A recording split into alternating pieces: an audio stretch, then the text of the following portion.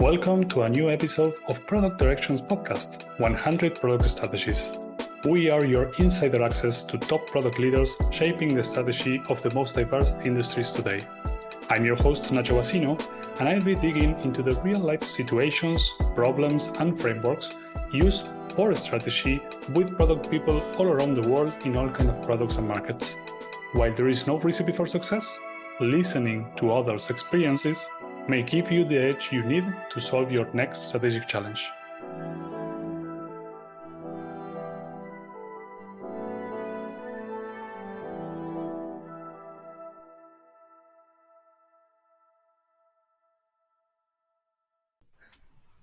Hello, today I'm with Tobias Freudenreich, who is a product coach and consultant who is helping product people and organizations become stronger at products, and also has a lot of experience leading products in the past. But importantly for me also, we have at least not at the same time, but we have both worked for Xing, and we have some of the relationship that's probably a few years old. I started in Product Tank, if I remember correctly, but we have interacting for a long time. So very happy to have you here. Welcome to the show, Toby.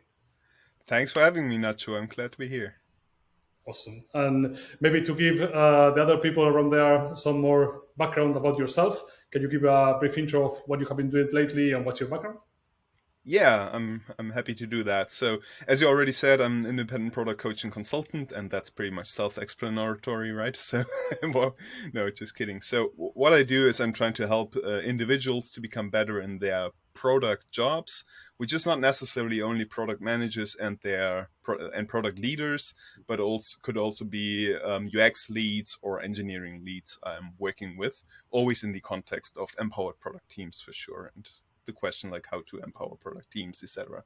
And the consulting stream, which I'm also doing, is focusing then not on the individual to become better, but on the organization to become better. So I do help organizations to transform into the empowered team model, trying to build empowered cross-functional teams, leading by outcomes, etc., etc. That would be my topics. I do work with as a consultant with companies, helping them in their transformations. And I do work with various companies of very different sizes, backgrounds, and industries. So I'm not focused on just one specific area. So it could be either B2B or B2C. It could be hardware, software, whatever, as long as they're interested in building modern product organizations. And what I love about that the most is this diversity of backgrounds and the challenge to transfer that knowledge from the one context to another context. Like when I started with hardware companies, I realized, yes, the principles I learned about in the digital industry, they may apply there as well, but the boundaries are completely different. So that was a quite interesting learning journey for me as well, and that's what I love about that.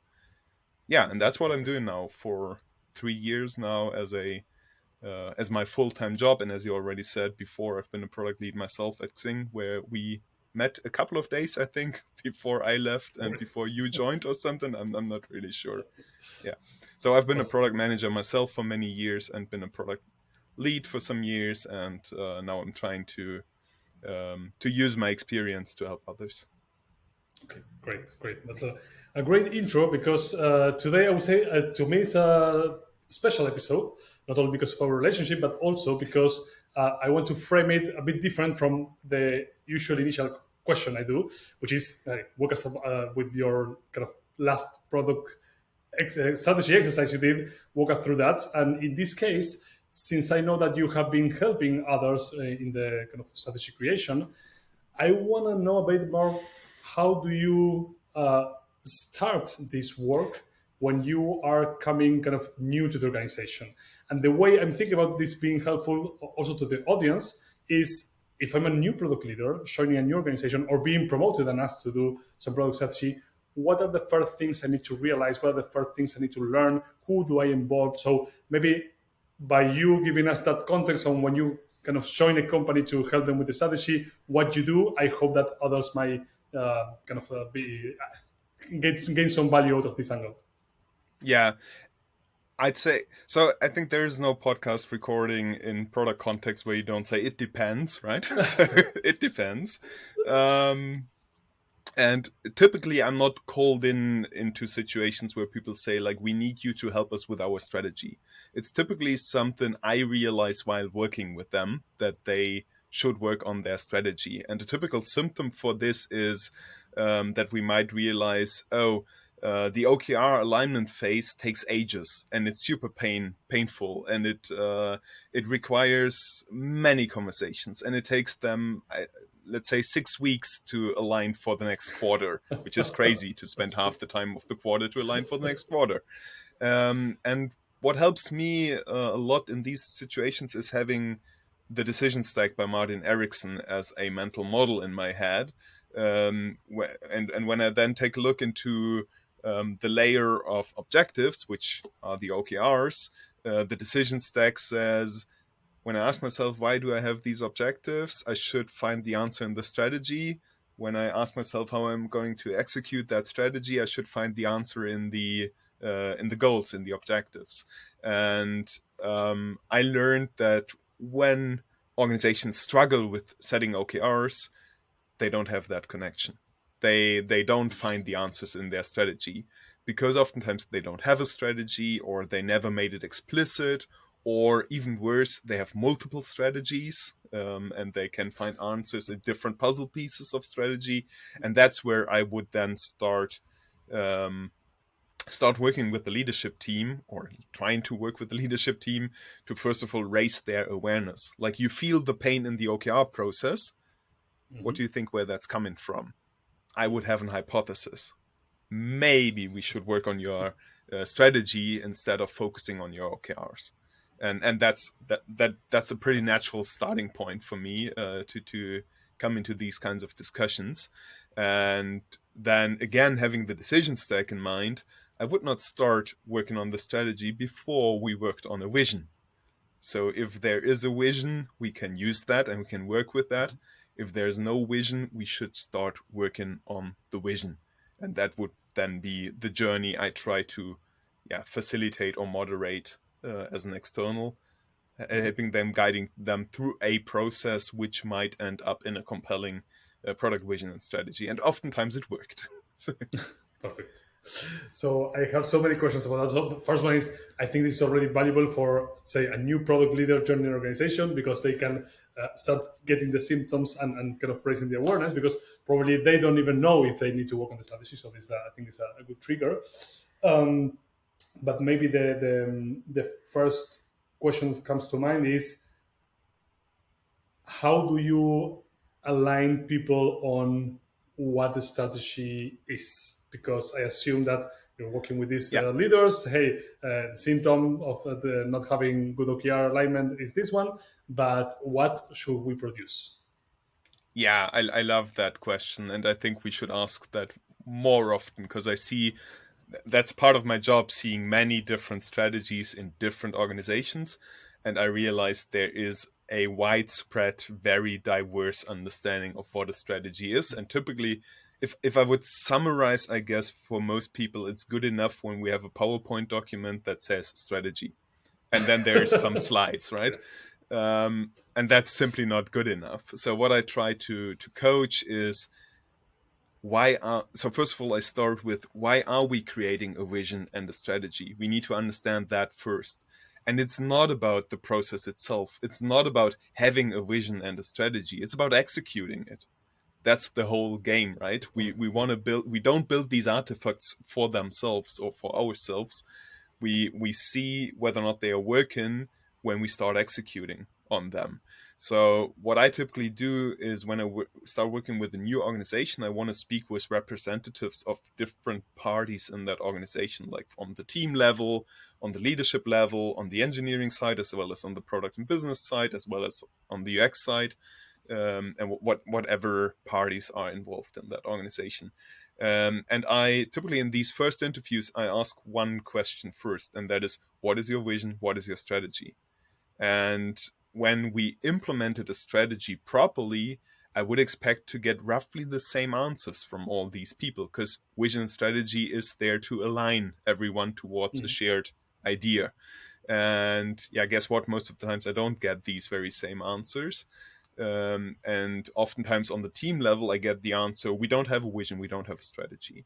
And on the leadership level, I get the answer, yes, the vision and strategy is pretty clear. And that's like a good starting point to start these conversations and to raise the awareness why this is a problem. Because it's the strategy and the vision is worthless when it's only in the heads of the leaders. It only becomes worthful, if that's a term, I don't know, valuable, if the product teams start using it and start taking their decision um, along the lines of the strategy and the vision. So I always try to inspire leaders by saying them, like, my gold standard for proper implemented vision and strategy would be I listen into a daily stand-up of any product team in the organization, and the engineer is arguing with the product strategy why they shouldn't pull that ticket from the backlog. That's like, I know that's a very, very high standard, but I guess that gives an idea of why we are doing this and what that should do for us as a result. Not sure if I really answered your question now. Yeah, I think you did in terms of my very one sentence summary will be strategy in terms of the artifact we are trying to do is whatever helps us do the execution. So Yes, can be the PowerPoint, but more important the content of the PowerPoint because if it's adding our execution, that's the important. yes, but Uh, since I'm a product person, I would go a little bit beyond that, and I would have my definition of what should be the content of a product strategy, because I think it's something different than a pure business strategy, and a business strategy also should help us taking decisions. But in a product strategy, I would expect that the product strategy tells us what are the next steps we are going to take in order to come closer towards our vision. It's not like a plan that tells us how we are going to achieve that vision. If we could set such a plan, then I guess our vision is not ambitious enough. But it tells us, let's say the vision is something like this, our desired future in 5 years from now, then I guess the strategy is typically something for the next year. And I would expect that it says which are the big problems, needs, and desires we want to address for our customers, for our users, and in which sequence and why. It needs to provide us with the reasoning. Why are we focusing on this one opportunity at a time? Um, and what are we going to next? What is it going to enable us? And that's like we could say these are the high level outcomes we want to set via the strategic narrative, and we want to put things in order. And therefore, for me, it's the direct input into the OKR process where we also want to set outcome-centric goals for the product teams. So that should be super easy if we have a compelling strategy. yeah, got it. It's a big if. But maybe I think it's a good starting point to kind of do a walkthrough through the actual work to get there. So we know what we are trying to achieve. We kind of gather the status quo of strategy. So asking different people, what do we do first? So what I would do first, since I always come into organizations where they already started with something or have something from the previous year and stuff like that, I would say let's start with collecting what we know already. So what do we know about the users? What do we know about the market? What do we know about our competition? What do we know about tech trends, etc., etc. And side note, for me, it's important that we do that as a collaborative exercise. So we put together what UX knows, what product knows, what business knows, and what tech knows, at least. Marketing and sales also sometimes great inspiration for coming up with vision and strategy. But in my world, we shouldn't have different strategies like tech strategy, UX strategy, product strategy. That needs to be one strategy because we have cross-functional teams that need to be led by one strategic artifact and shouldn't look into different artifacts and then manage the conflicts in between those artifacts. So we need to combine that. So we should come together and basically see what do we know already and what do we still want to find out. So maybe it starts with some strategic research because we just don't know good enough about the market or about the users. Then we need to do our homework first and collect that data. Then I like doing, like when we speak about strategy specifically, not about vision, then I like preparing that in some kind of SWOT analysis, for example, so that we reflect what are our strengths, what are our weaknesses, what are the opportunities and threats. And Yeah, that could be a good preparation to start a dialogue in the organization to speak about, okay, what is now important for us? What should we focus on in order to take the next step towards our vision? yeah, And perfect. yeah, that's basically the starting point you've been That's the point. asking Yeah. for. So I can totally see a new product leadership in an organization doing this exercise. The question is, how long do you? I mean, maybe we can go for an example here, but how long should we spend in this, say, diagnosis to go into that? I would say make it as short as possible. And what helps there, from my point of view or from my experience, is that we make sure people understand strategy is not a one off exercise. Because what I see in many companies is we have a heavy weighted process towards the end of the year to come up with the next annual strategy. And then this is set in stone and we execute that for 1 year. And then everybody is afraid, oh, October is already coming and there will be this exhausting strategy exercise again. And I think that's wrong because I think it needs to be a continuous process. With whatever we do in every quarter, we should learn about our strategy. We should learn whether or not we are able to execute it properly. We should learn whether or not we are on the right track. Because every strategy in the end is just an hypothesis. And we need to prove it while we go. And we need to adapt it while we go. And therefore, I first of all show people like that's a circle. It needs to be a spinning wheel. We need to work on this continuously every quarter, not once a Mhm. year. And that, from my understanding, that should also help us lower the pressure on the shoulders of those leaders. Like, I see that many leads struggle with putting something on paper because they fear, oh, that's my only chance this year and it needs to be perfect. And that's something I want to get rid of. I want to make sure that we start working with whatever we have and we can improve it later on. It's a little bit of applying product thinking and experimentation mindset to these kinds of exercises. Not dying in beauty, but living with the imperfect 80% version and then moving on. Because again, it's about the execution. It's not about dying in beauty in the creation. Yeah, it's I'm getting off track here, but the many times the reasoning behind the October kind of big milestone or the December milestone actually is also the budgeting process. So companies need to have budgets. The budgets give people the chance to Yeah, ask for more resources, for yeah, example, or reallocate resources for leaders.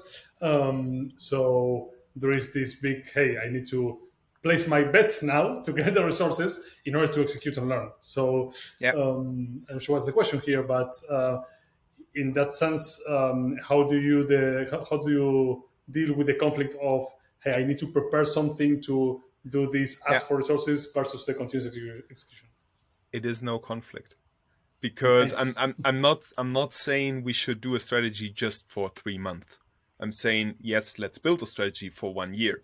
But now imagine you come to that budgeting round and you are used to do strategy as a continuous process every other quarter. Then you come way more prepared in that October season because you just need to iterate from what you already had, right? That muscle is trained. It's not that we forget about that throughout the year and then it becomes a painful thing towards the end of the year. And I think in the end that will make better strategies because we want to practice basically on this strategic level to close the build, measure, learn cycle. Like we should be informed by what the teams are doing, what we achieved, what outcomes we achieved, what didn't work out in the end, and we need to take all these learnings into account. And doing that only once a year, that's a whole lot of information we need to digest. So when we do Yeah. that more frequently, it becomes way easier. And a lot of wasted time can be. I mean, if you are not validating if you are taking the right steps, or you validate of only once in 1 year, it's a big Yes, waste. yes. You pile up risk towards the end of the Exactly. year, Yeah. and And yes, I'm not arguing against budgeting processes because I accept that is a reality, right? I'm not that big of a dreamer, but yes, I think when we start doing that continuously, that will simplify this. Correct. Okay, maybe then let's take this to the next step. So we are having this big pile of information. We have to do it collaboratively. We have everyone's perspective. So what are we trying to find there, or what do we do with this information? Yeah, so what I ask the product leads, which are typically the ones I do work with on strategy, and they invite others from the organization to contribute. And that's, by the way, something I didn't mention. I don't think a strategy process should be a bottom up or grassroots movement. That is the responsibility of a leadership team to come up with a strategy. I would just recommend to involve more people into that process for two reasons. We would have more knowledge in this process, more perspectives, and that can also be beneficial. And also, again, it's about the execution in the end. So I want to prepare acceptance of that strategy. So it shouldn't fall just out of the ivory tower and being rolled out over people. We should use the chance to already make it theirs so that it's More accepted. commitment. Mhm. Yeah, yeah. So it's easier to commit in the end. And so what I typically ask then the product leader who has digested all that information, I ask them to start writing down what's in their heads. And the framework I love using for this exercise is that it's just a plain sheet of paper and a pen. Hey, I'm not seeing correctly. No, I'm seeing correctly. Okay. Yeah, because I think all these frameworks, there's so many frameworks about strategy out there, and I know you wrote a book which probably introduces some of them, and I'm not saying these are nonsense, but what I've seen in our industry, which is obsessed of frameworks, to be honest, is that we are trained to just fill in the blanks, and we forgot a bit about thinking deep. And what a plain sheet of paper forces us is to think deep about what we want to write down. And that's a pretty painful process for many people, including me. Like writing something down, that takes a long time because it forces me to think deep. And it's way easier to build just some glossy PowerPoint slides or to fill some frameworks. And I have two rules. It's not a completely freestyle exercise. I have two rules for this very first exercise I want them to do, and that is no bullet point lists allowed and no buzzwords allowed. And I asked them to write down a narrative, like back in school when we needed to write down a narrative, right? Because what that forces you is to build connections in between what you're saying. When you write down a narrative, you have to think about if you connect two sentences with and or with or with in parallel or because of, etc., etc. And all these semantics, they force us to take decisions. So I think we all know these strategic slide decks where we have slides with bullet point lists, like these are the big initiatives we need to do. And then there's like 5 initiatives we need to do in parallel. But that's not strategic, right? That's just here's a list of things we should be doing. What I want when we write that down as a narrative, we need to decide which one do we do first? And how are we going to move on afterwards? Why are we doing this? Is that because we are then able to do the second one, or do we need to do two things in parallel, which will then enable us to do the third one? Whatever it is, these kinds of connections we build when we start writing down narratives. And that's the starting point, and then we start discussing those and we work on these stories we've written down. I feel you are killing them. So I already feel pain for those poor guys that you are. Let me kind of wrap my head around it. But in essence, I understand the value of the challenge of kind of starting with the white sheet of paper. On the other hand, they have, let's say, kind of new product leader. This is the kind of the scenario I'm having in my head, kind of having all these fire hose of information they are kind of coming their way, and they need to make sense of it. So sometimes some frameworks help you organize your thinking. Yeah, So absolutely. is there Yeah, any say mental model at least to kind of face this white sheet of paper, or sure. yeah. I don't leave them alone. Yeah, so that's like it's not that I leave them alone. Um, like one framework which I use if it becomes too challenging for them to think about that in this freestyle way would be, for example, the vision board by Roman Pichler, which gives you a little bit of structure, right? Where you need to think about, okay, what's our target group? What are their needs? What's our product? What are our business goals? And I feel thinking about these categories helps to put some things in place and to reflect more, okay, whom are we addressing for which need, etc., etc. And that's a good starting point to then inform the story you are writing. And to be honest, when I gave that answer, I forgot a little bit your framing. There's a new product leader coming into the organization. Yes, then this is probably too tough of a challenge to just write it down. I've been more often in situations where I had product leaders who had good product strategies in their heads, but they Okay, just so didn't they were manage to setting get it it down. out of their heads and to start telling these stories within the organization and to enable the organization working with those kinds of stories. And yeah, therefore I'm a big fan of that plain sheet exercise. Perfect. So maybe I will try to understand what you are trying to get to in terms of the say the output of this Yeah. exercise. So maybe the right framing is what level of granularity you're expecting, because we say, hey, we don't want a kind of bullet points of 5 initiatives, but if you can you give me some example of, okay, this is the content that I should be seeing in the end result of this exercise. Yeah, I would want to have in the end a narrative that explains us what's our current situation. Like we did that SWOT analysis, for example, in the beginning, so we understood where we are, and our vision inspires us and tells us where we want to be in the long distant future.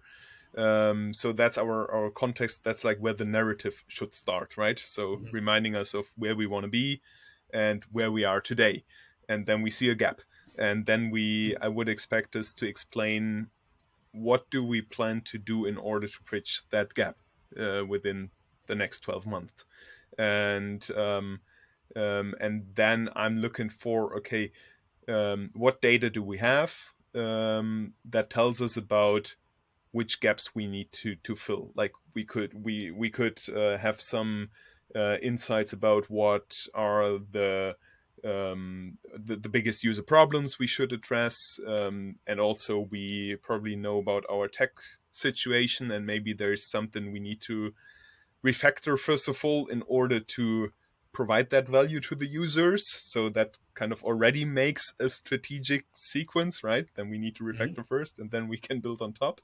These kinds of discussions we need to have, and I would want that to be written down then in that narrative, saying, okay, in order to deliver that value to the customers, we need to solve the following things in the following order. And I don't want to I don't that probably doesn't come as a surprise. I don't want us to write down feature specifications in a strategy. I want to have that on a granularity where we say, okay, these are the big problems we want to solve in the upcoming period. And I think it heavily depends now on the size of of the organization, how specific that is. Like, imagine an organization with one product team, then this is already super specific probably, and in bigger enterprises that is on a higher flight level. I think that's something we need to find out in each and every situation in each and every company. Yeah, got it. One question that comes to mind is, so this product lead at this moment is, say, making trade-offs. So it's in a way selecting. So from this all this information, all this SWOT analysis or whatever we are doing, I'm saying, hey, these are the ones we are to focus on. So two questions there: is this what would you say, or how do you help them kind of decide which criteria to use to select? And then the other one is this kind of the product leader sitting down, or is more people who needs to be involved? Yeah, again, it depends. It's like, so I must say, I'm in my role, I'm in that comfortable situation that I don't need to take those decisions, right? And I know how hard it is to take those kinds of decisions. uh, what I'm trying to help with is asking tough questions in these processes. So have you thought about this? Have you thought about that? And what I try to hear is, do they have a good reasoning why they want to focus on this, or why they want to focus on that? And through these conversations, we quickly in all these situations I've been in, we quickly found out where are the weak spots, like where, or blind spots you could say. Like, what's something we need to learn more about, what's something we just didn't discover good enough in order to take a decision here. And then that's like, in between my coaching sessions, that's typically the homework to do, right? Okay. So figure out by talking to XYZ, figure out by doing some research, whatever it needs to fill in these knowledge gaps.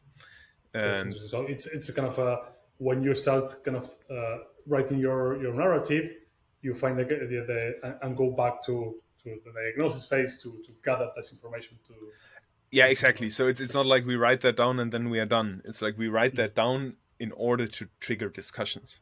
perfect. That's why I'm also a big fan of written documents, because they enable us to discuss stuff. Like when I do work with a team of leaders, like multiple product leaders or product UX and tech leaders, I would ask all of them to write down for themselves, and then we come together and read what everybody else had written down, and then we get a better understanding of their thinking, and we can have a way more informed discussion. These are way more valuable discussions in the end when we started with, first of all, doing a brain dump, writing down, reading through all of these documents, and then having a meeting about this, and then discussing. Quick question on that. So again, sidetrack, but do you find resistance? Because I think that this kind of return narrative thingy is kind of popular in, let's say, Amazon, but not in all companies, and can be, as you said, a bit of a challenge, especially if there's people there that is not used to or is even not good at Yeah. doing these narratives. Yes, I do find, I'm not sure if it's resistance, but what I realize is, when we don't make process over the course of weeks, I realize, okay, there's something's not working out here. And what I then typically do is, I frame this exercise to simplify it, and I say, let's write down just half a page. Let's start somewhere. And what always happens is, when we manage to write down the first half of a page, it becomes so much easier. Yeah, And that is something I've seen with all of my clients, that this really, it speeds up then tremendously. But we need to overcome the fear of the white page, yeah, right? So it's very famous PR to have. Okay, good. All right, so we have our written narrative. We have identified gaps. We went back. We filled in the gaps with some research of sorts. What's next? So next would be to test it. We are product people, right? Nice. So what I first of all would do to test it is, I would start speaking about it with, like, other stakeholders, like the head of marketing or whoever is also involved, and for sure also with the teams, or with at least representatives of the teams. I would start testing my narrative and see whether or not it does what it should do. And I already said it should enable us to execute, right? And therefore it needs to provide clarity. So I think that's, if you can think of it the following way: the one product we product people have to sell in our organization is clarity. Like, that's our product we need to deliver into the organization. And that would be my first test. Like, start telling your narrative. And that's also, by the way, why I love to have these kinds of narratives, because we need to learn to tell the strategy over and over and over again, to get it into the heads of people, so that they use it for their decision making. And yeah, based on these tests or conversations I would again iterate it, and I'm gonna learn whether or not it resonates, whether and I will get feedback, right? And That's like the first step I would do. Yeah, And perfect. and then for sure I need to think about, if I feel like, okay, now I feel comfortable enough, it's now iterated, it feels like we should do this, then Mhm. I need to think about how to proper communicate that at large scale in the organization, so that's in the heads of everyone. So I need to prepare communication, and then I think it's a lot about preparing different formats, different media. Maybe it helps to provide visuals, to make a video out of it, whatever it needs, so that it becomes memorable for everyone, and that it also becomes accessible. That's something we, by the way, oftentimes forget at the end of a strategic process. It should be accessible for everyone in the organization. So when I want to look it up again, everyone needs to know where they can find it. And also, Mhm. what I oftentimes ask is it already in your onboarding guide? Is it in your onboarding checklist for the new joiners to read your strategy? And then you realize, okay, it's not documented anywhere. Where should they read it? It's in a protected folder, which is only accessible for the board members or something like Yeah. that. So yeah, Yeah. so that's more about the rollout process than in the end. Okay. Okay. So I have from this process that I think I already went end to end. The key question I will have still is on the trade-off side. So let's say I start testing my narrative and I go to sales or marketing and they challenge it. So what do you encourage product leaders to do in these situations in which either they are facing a wall saying, hey, you didn't consider this, that is my kind of super high problem, or they were wrong, say, hey, you are taking all this account, but I assume you are also doing this part, so not accounting for the no's that you will get in the order. So what's kind of these discussions, how do you feel should be pursued? I think if I got your question right, then this is maybe one of the trickiest parts in properly implementing a strategy. Because why are we doing a strategy? In order to take decisions. Taking decision means saying no to opportunities which might be also interesting. And that is the trick, right? It's not about deciding Exactly. which opportunities are the good ones were the bad ones, and then we say, okay, we only do the good ones. No, strategy means we have multiple great opportunities, but we decide for only one at a Exactly, time, and at a maybe time at least. to put it very concretely is that when you write these narratives, people can follow your thinking and they will say yes. I mean, this makes a lot of sense. But then when you start execution, sales will come with the latest customer problem and say, hey, please do this. So that's the going Exactly, back second. and that's what the strategy should empower us in the end, to say no to these kinds of opportunistic requests, so to say. I feel what helps there as well is saying, okay, this is not the annual one-off exercise. Mhm. And yes, we will take your feedback into account, that you say, okay, this is very important for our B2B customers. And we can take that into account for the iteration of our strategy. Maybe we should adapt, but Yeah, maybe we shouldn't. So we need to think that through. We should not just react on what somebody asks us to do, right? So yeah, that's yeah. not how we want to do product management. And maybe to put it in a more challenging situation, what happens when I mean, and this is previous to strategy definition, so the kind of doing this narrative back and forth, the assumptions are being challenged. So let's say Yeah, sales is saying, hey, I have this 20 customer requesting this, and you are saying no because you have this other information. So it's this clash of, okay, how we decide, and maybe I'm taking an assumption here, but most of them it's not only on the product lead shoulder to make the decision. It's something that we need to align on. yeah, That's basically the absolutely, process of strategy. absolutely. So I would love to invite the salespeople into the creation process already, right? So let's partner up with as many people as we can. But too many will make the process more complicated. So that's all again a trade-off decision. How do you make it lean but still inclusive enough? Yeah, So I think that every product lead needs to figure out where are the crucial stakeholders they should involve in order to again have acceptance in the end. yeah, And then I would love us to not discuss opinions but discuss over evidence. And therefore a good strategy comes with evidence. That's why I'm saying do your research homework in the beginning. Make sure that your line of argument comes with evidence. So it tells us, where do we know this from? Why did we decide this way? That's, from my understanding, what makes a good strategy, because then it's a bit more bulletproof, right? So like when the first Yeah. when the first critical stakeholder shoots at it, it maybe lasts. Yeah, I mean, the way I usually phrase it is, it should not be your decision. It should be the decision that anyone will take, given the information that is on the table. So it's a kind of a, Yeah. To be honest, it's a very interesting discussion we are having. So I'm not sure if everyone would take the same decision, because that's also something I learned over the years, that yes, we might work with the very same data, but we come to different understandings based on the very same data. So we have different interpretations, we have different weighting of what we think is important, etc., etc. So only because we have the very same data, we not necessarily take the very same decisions. So in the end, as I said, a strategy is an hypothesis. we need an example here, because it's getting too meta level, I guess.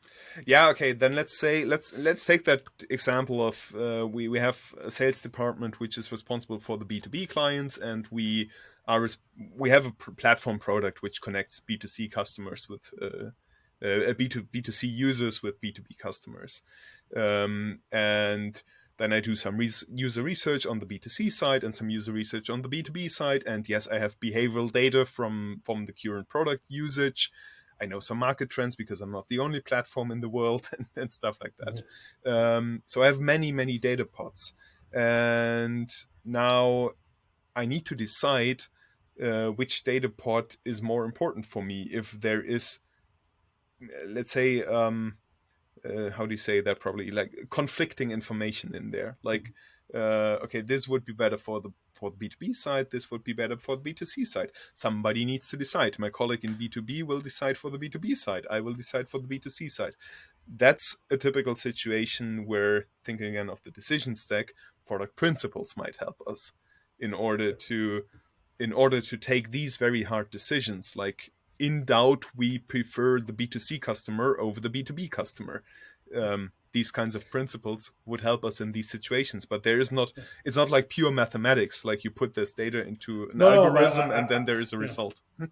I see what you mean, but I probably was referring to the same thing with a different angle. Is that shouldn't be an opinions battle. Shouldn't be Yeah, like, I like B2C, you like B2B, so we divide and see. Is, hey, we have our principles. Our principles are backed by the CEO, so just taking the decision.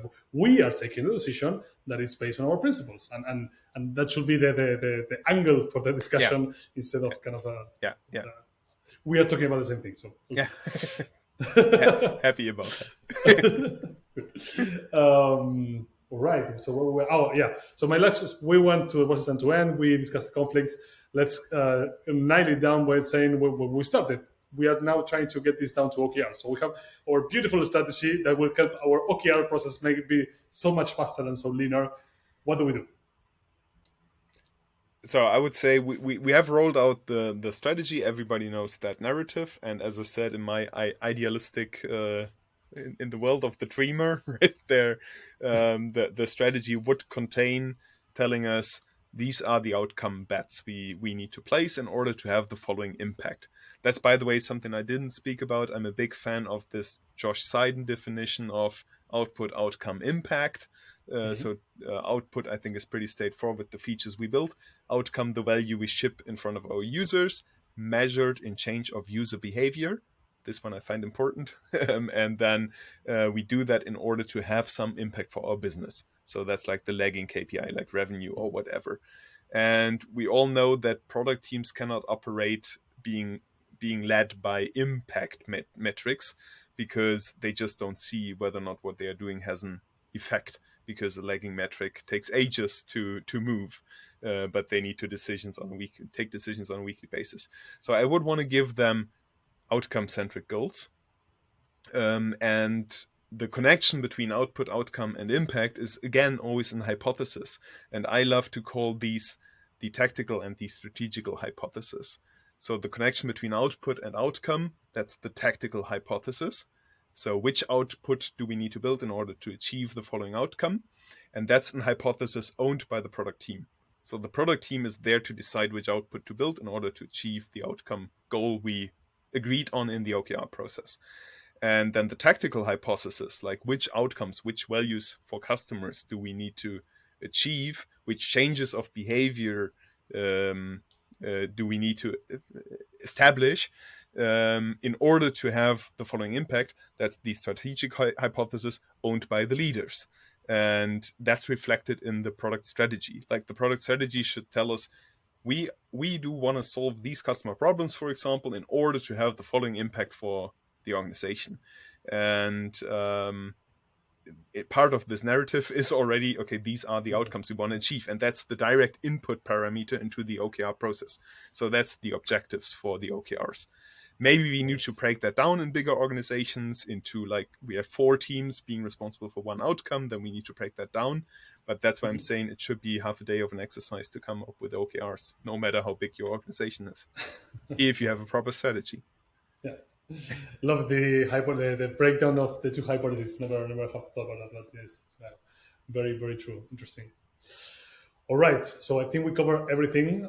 This is everything I have, and we are on time. So maybe my usual final question is what I'm not asking. What's an important learning about strategy that you have along the way that we didn't cover in this interview? I think we covered a lot. I think the biggest learning I made over the years is there are many smart people in organizations, and they already have good reasonings in their heads how to approach the strategy, or they have a strategy in their heads, and they're just not good at putting that down on paper and rolling that out in the organization. And I learned that in personal conversations, many people are good at explaining them what should be done and why it should be done, but we tend to forget to make that accessible for the organization and to coach the organization to work with that knowledge. And I think that's something we really should focus on. Like, as I said in the beginning, strategy is only valuable if it empowers teams to take decisions. And therefore it needs to be in people's heads. And that's the role of product leaders, I feel. But what really surprises me, how good they are in telling you these stories in a personal conversation.